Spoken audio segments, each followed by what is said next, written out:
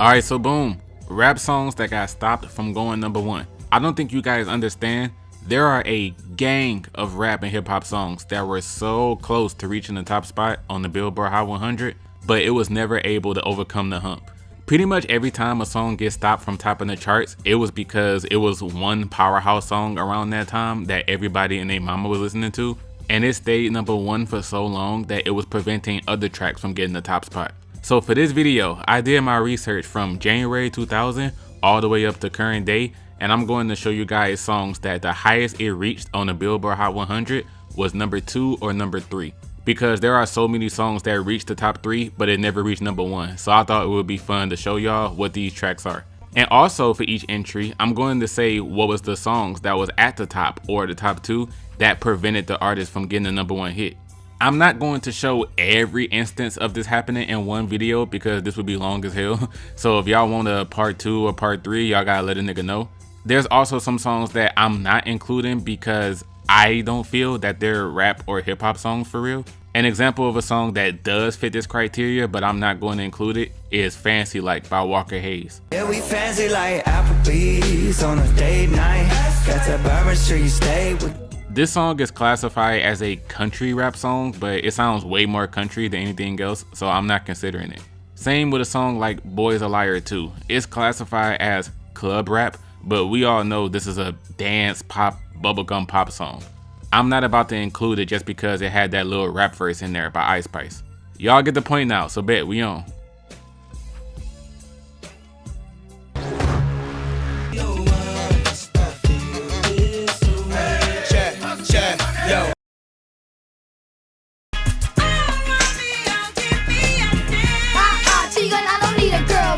I decided to talk about these two songs in the same entry because they both got stopped at #3 within the same 2-week time span. And the songs that were the top 2 stopped the both of them from getting higher than 3 at that point. First with Ride With Me. This track was the 3rd single released for Nelly's Country Grammar. The album came out in June 2000 and Ride With Me was released as a single a whole 8 months later in February 2001. My first memory of hearing this song, and I definitely want you guys to let me know if you remember this, the first time I heard this song was actually the end credits to Scary Movie 2. Ever since seeing that movie, I always thought this song was so dope. But one thing I don't think some of y'all have peeped about this song is the clean version of the hook is heavily censored for no damn reason. The part of the hook where Nelly sings, "If you wanna go and get high with me, smoke a L in the back of the Benzie." The clean version removes all of the words from "and" to the last syllable of E. Y'all think I'm bullshitting? Listen to how much stuff they took out.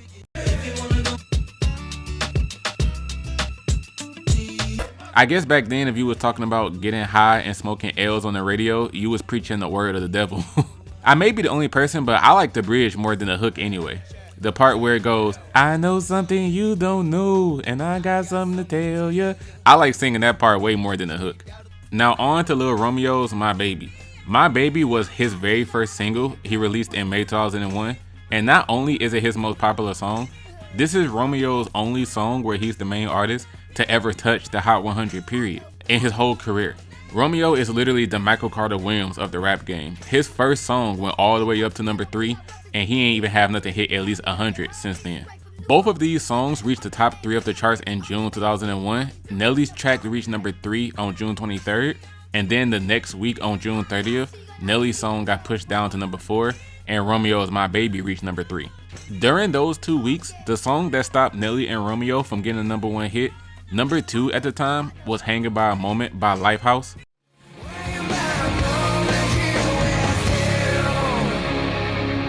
And #1 was Lady Marmalade by that white girl, Christina Aguilera.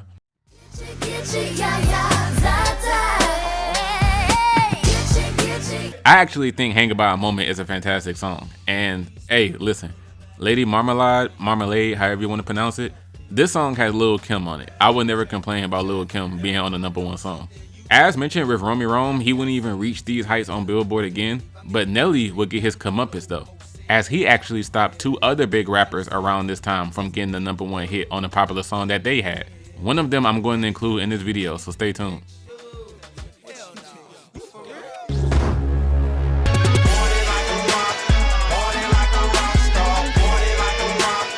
When I was doing my research, I was super surprised to see that this song even charted as high as it did. Party Like a Rockstar by the Shop Boys came out in February of 2007 as the lead single to their album Rockstar Mentality. I didn't even know these niggas had an album, to be honest with you. I never cared. It'd be like that with rap groups that had a random hot single. The Rejects dudes who made Cat Daddy, they had an album. Cali Swag District of Teach Me How to Dougie fame had an album. Who be listening to these people's music outside of their hit songs? Anyway, I remember Party Like a Rockstar blowing up like crazy in the summer of 2007. Every function, sports games, parties, the song was definitely a banger. But the fact that it reached number 2 on the Billboard chart surprises the hell out of me. It peaked at number 2 on June 9th, 2007, and it stayed in that second spot for 6 whole weeks, all the way up until July 14th. That's a good ass run to have that high of a placement for that long. Now, throughout that 6 weeks, the song that was at number 1 the entire time was, I'm gonna give y'all a hint on who the artist is. It's a female pop artist that has a really large forehead. I'm talking IMAX theater size forehead. Y'all gotta know who I'm talking about because there's only one person that fits that description.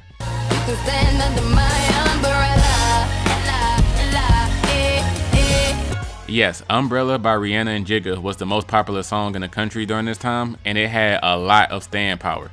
Umbrella stayed atop the charts for 7 weeks, and because of that, as surprisingly successful as Party Like a Rockstar was, it never became a number 1 hit record thanks to the Barbadian Queen.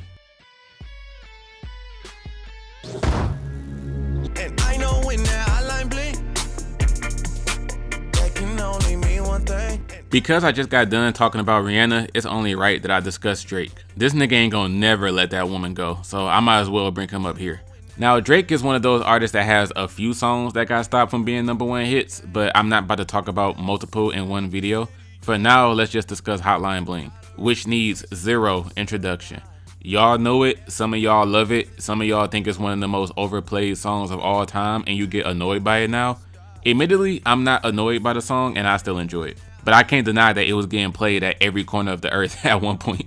With all the success that Hotline Bling had, you would think it hit number 1 during some week, right? Like, come on now, there's no way it never topped the chart. But I'm here to tell you, the highest that Hotline Bling got was number 2. From late October 2015 to early January 2016, Hotline Bling stayed in the top 3, but it kept flip-flopping between 2 and 3 as the weeks went on. And throughout that time frame, there were 3 different songs that prevented Drake's top placement. So Hotline Bling first peaked at number 2 on October 24th, 2015, and the very first song that was at number 1 that stopped Drake was by the same artist who made the best decision of his life by not signing to OVO.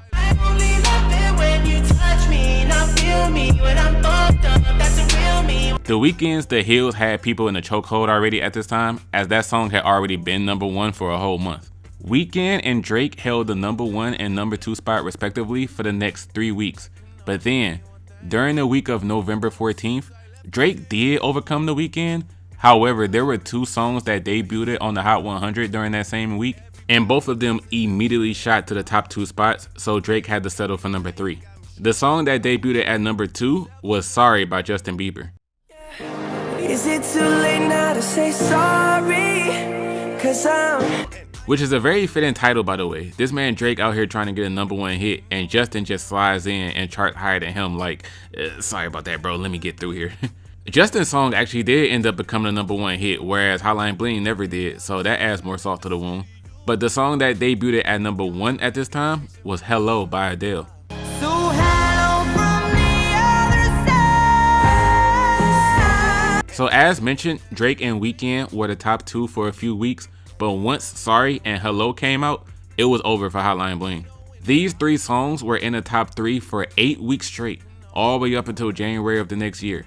And even though Drake would go back and forth between 2 and 3, Rich Paul was on his ass and Hotline Bling never took the top spot.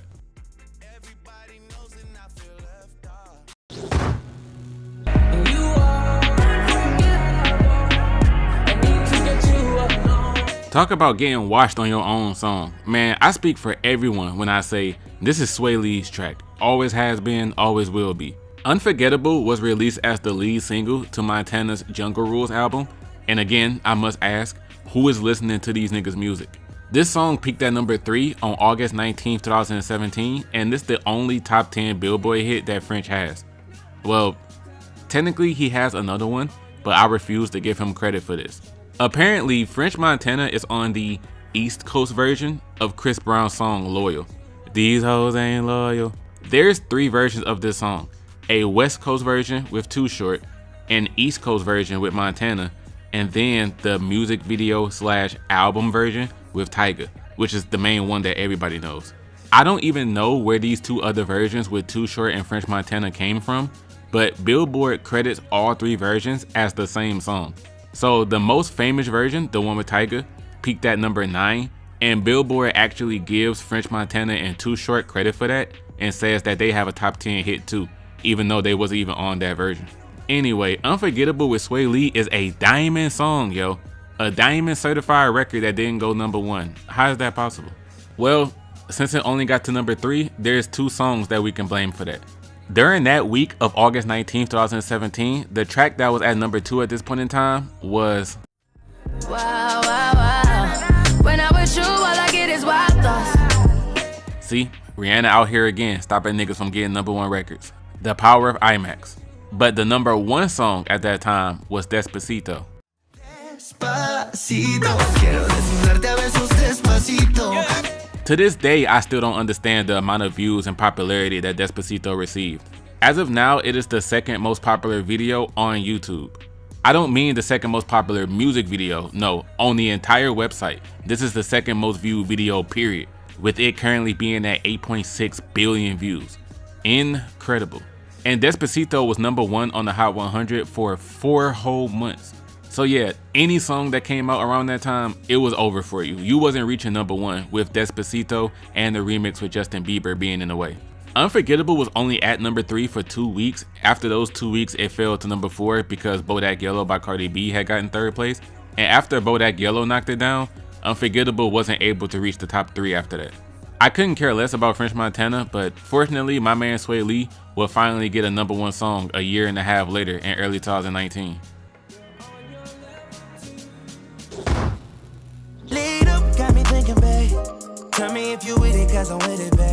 Speaking of Chris Brown and speaking of Cardi B, they both have something to do with this entry. When Thugger and Breezy released their Slime and B project in May 2020, I remember the year after that, at the 2021 BET Awards, the 2 of them got nominated for the Best Group Award, and everybody was like, okay, how y'all gonna have actual groups and duos on here like Migos, City Girls, and Silk Sonic, and then just put Chris Brown and Young Thug? These dudes are not a group just because they released one little project together. But the most popular song from the project is easily Go Crazy, which was the first single that was released on May 19th, 2020, 2 weeks after the project came out. The second single was Say You Love Me, but no, ain't nobody thinking about that song. Go Crazy is another track where the highest it made it on the charts was number 3, and it reached number 3 on March 6, 2021. The song that was number 1 around this time is a track that I've never heard in my life. The artist who made it is someone who became outrageously popular out of nowhere, and I've never heard any of their songs. But I'm not gonna say who it is right now. Instead, the song that was number 2 was Up by Cardi B. Big bag bustin' out the Bentley band, take a man Balenciaga, brought it back and all these bitches fuck. Hit him with that good, make a nigga act right. Broke boys don't deserve no pussy, I know that's right. This track still fire to me, man. I'll take this over Go Crazy. But alright, fine.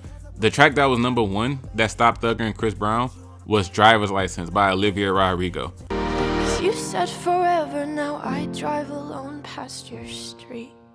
I couldn't tell you a damn thing about this song. This is my first time ever hearing it while making this video. Fun fact about Go Crazy though, this song was on the Hot 100 for 42 weeks until it finally hit the top 3. Usually really hot songs, they debut that high or they reach that high spot after a few weeks.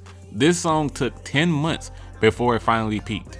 But even with its peak, it wasn't near the top of the charts for that long. And when I say not that long, it was literally only in the top 3 for that 1 week. Right after March 6th, Go Crazy fell to number 5, then number 11, then number 16, and just got lower and lower until y'all decided to stop supporting it. I guess it does make sense to label someone as a duo for an award during a certain year if they released a project that's really good. You know, they did the same thing with Drizzy in 21 when Her Loss came out, so it's whatever. Please me, baby.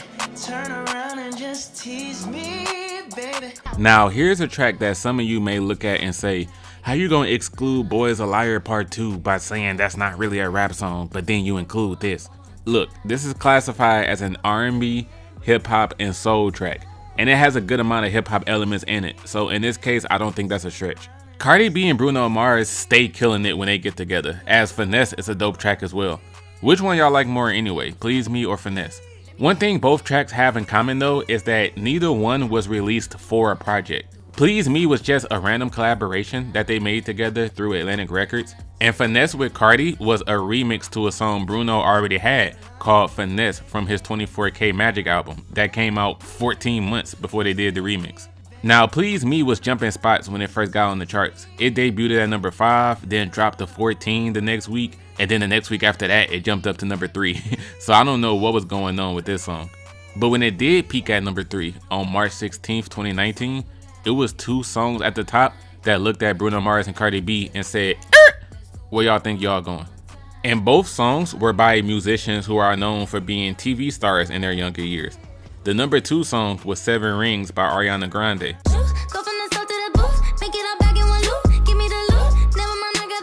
Now, one thing I do remember about 7 Rings is Ariana getting called out for biting other songs by other artists for how the hook sounded. 2 Chainz, Princess Nokia, and Big Draco all came out and said Ariana copied their whole fucking flow, word for word, bar for bar.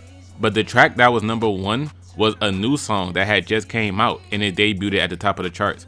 Bruno and Cardi could have at least been number 2 if it wasn't for this song right here. I'm a sucker for you, yeah. Any road you take, you know that. So because Ariana decided to steal Big Draco's flow, and because the Jonas Brothers decided to come back from the year 3000 and drop another hit with their song Suckers, like I said, Bruno and Cardi got hit with that. Please Me did manage to stay in the top 10 for the next 6 weeks until it finally fell out the top 10 in May 2019. So hey, that's saying something. It still had a good run.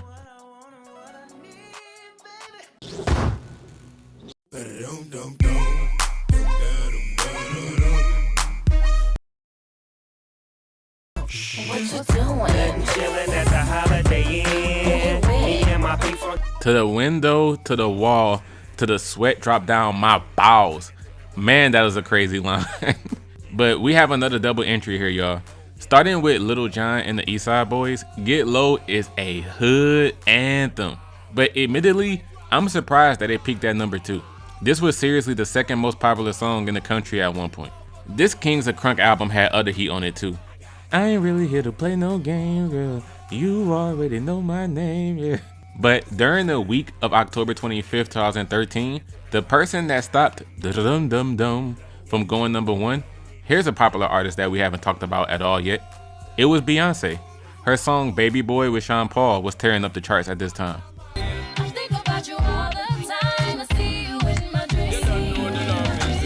Beyonce and Sean Paul would end up still being number 1 2 weeks later during the week of November 8th, 2003.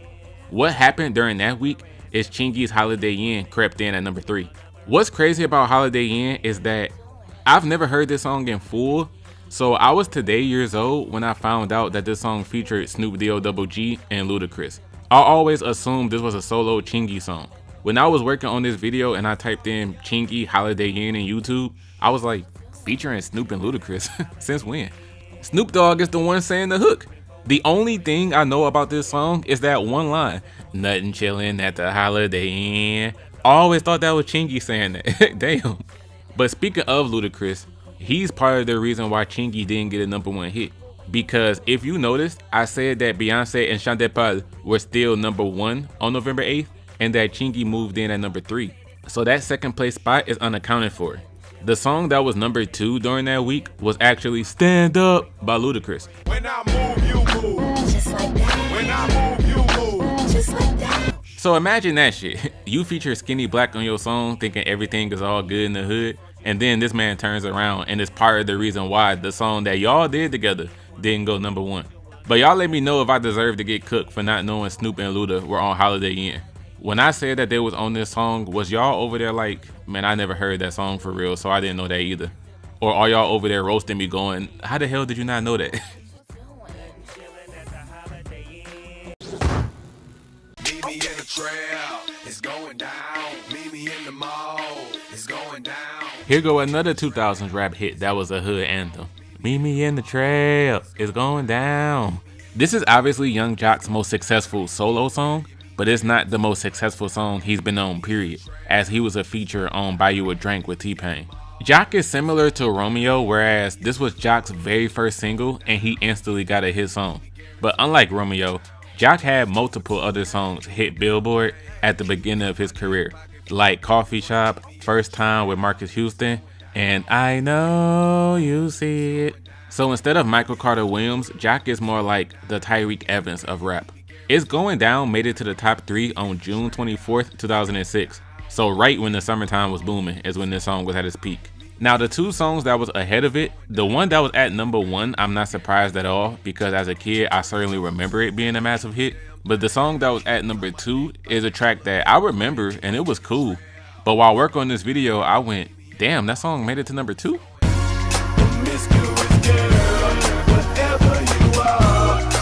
Like I said, I knew it was a popular hit, but I was surprised to see that. Promiscuous actually made it to number 1 a couple of weeks later on July 8th. I don't know why I'm surprised that this was a number 1 song, but I am. Promiscuous girls, you're teasing me. But alas, the song that was number 1 that stopped It's Going Down in its tracks was Hips Don't Lie by Shakira. So be wise and keep on reading the signs of my body. Whew, damn, Shakira knew how to move. Now before I end this entry, I want to show y'all this. I have no clue who this song or this artist is, but on June 30th, 2006, the week after Jock made it to number 3, some new song had got released that debuted at number 1, and it pushed all 4 songs that was currently at the top down 1 spot. So number 1 was Shakira, number 2 was Nelly Furtado and Timbaland, number 3 was Tyreek Evans, and number 4 was actually Riding by Chamillionaire. But the song that debuted at number 1 that next week was something called Do I Make You Proud by an artist named Taylor Hicks. I have zero clue who Taylor Hicks is and I've never heard this song before, but dude apparently made a splash and he pushed all these songs down. If y'all know who this is, then let me know, but I just wanted to show y'all that.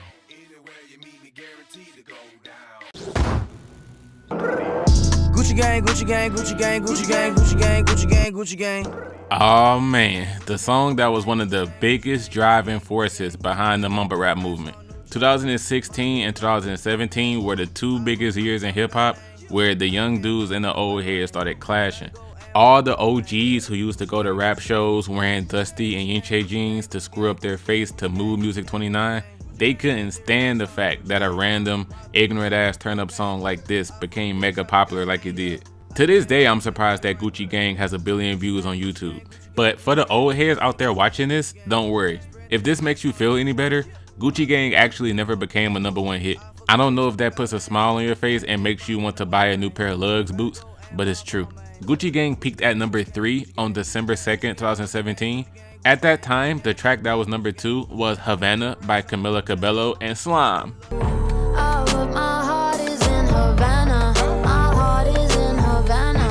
And Jeffrey just graduated fresh on campus. Do y'all still be bumping this song? A song I know for sure people still bumping is the track that was number 1 at this time, and that was Post Malone's Rockstar.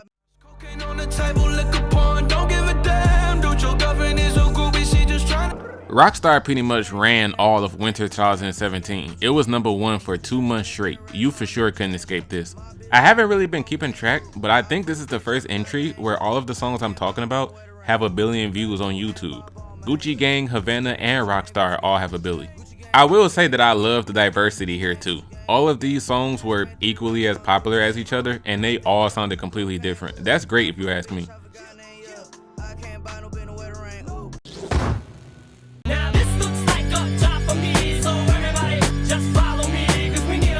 Just like Ashanti be doing, it's time for us to spin the block on Nelly. I mentioned him much earlier when I said that he stopped some huge artists from his time from achieving a number 1 hit. One of those people was Marshall Mathers himself.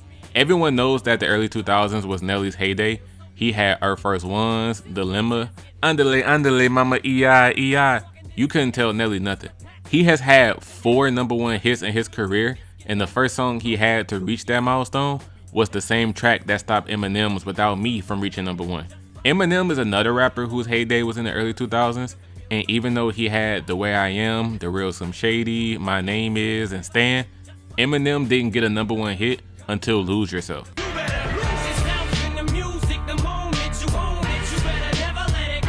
Before Lose Yourself, the closest Marshall got to #1 was with the track Without Me, which peaked at #2 on June 29, 2002. The song that Nelly had that was his first #1 that stopped Marshall from getting his was Hot in Her. Whoa, not that one, not that one. The real version.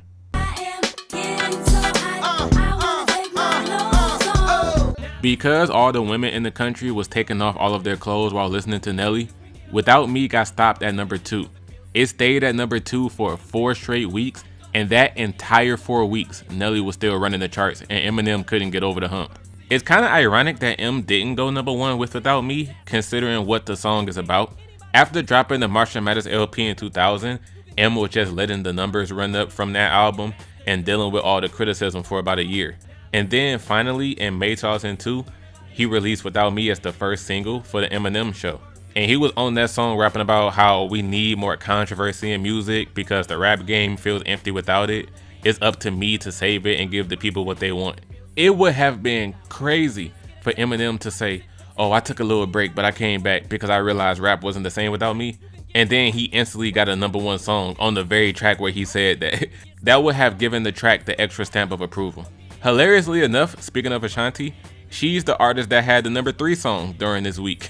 Her song Foolish was right behind Without Me and Hot in Her. So girl, just stay with Nelly. Apparently this has been y'all's destiny for over 20 years to be together.